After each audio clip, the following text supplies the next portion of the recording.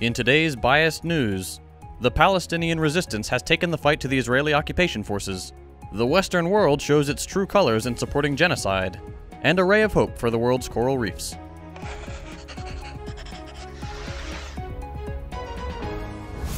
Fighting continues between the Palestinian resistance and Israeli forces in multiple areas in the south of occupied Palestine, including a kibbutz in Carmia and the cities of Ashkelon and Sderot.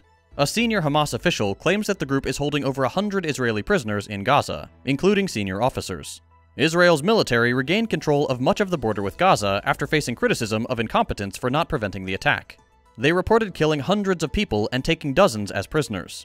Additionally, at time of writing, Israel has gathered 100,000 reserve troops near Gaza, in preparation for a potential invasion.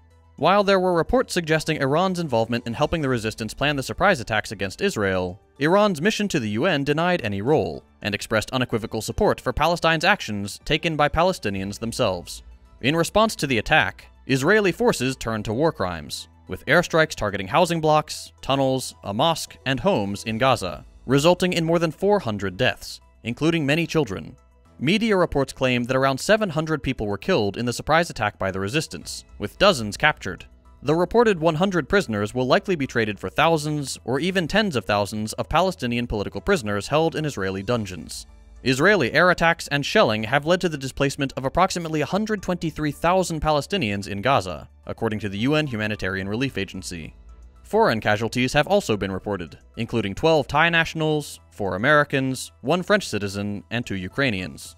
The blame for the suffering lies squarely at the feet of the Israeli apartheid regime, with their brutal abuse of Palestinians, the theft of homes, mass murder, ethnic expulsion, and of course, decades of colonial occupation.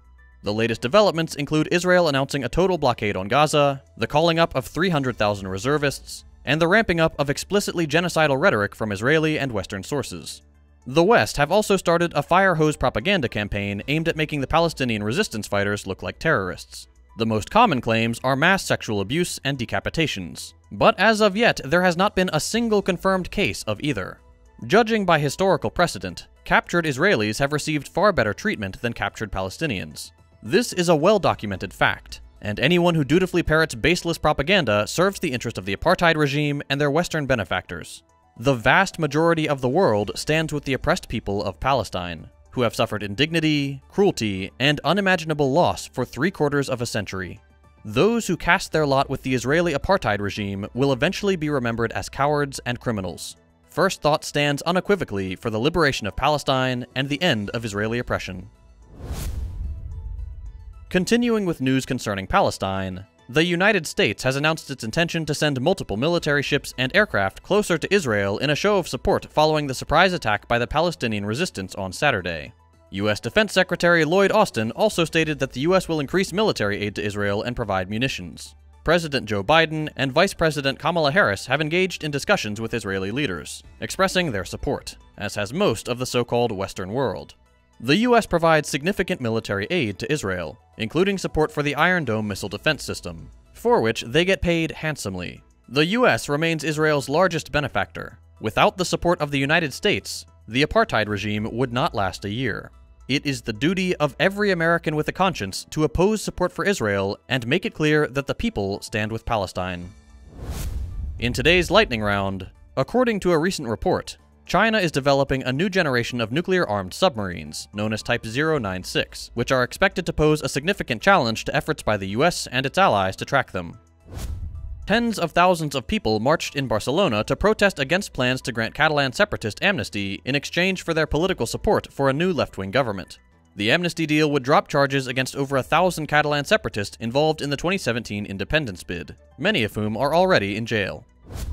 In an attempt to stabilize the crisis, the Bank of Israel has announced its first-ever sale of foreign currency. Up to $30 billion will be sold. And finally, a powerful magnitude 6.3 earthquake struck western Afghanistan near Herat, causing significant destruction and casualties. The Taliban reported at least 2,053 people killed, and rescue efforts are underway.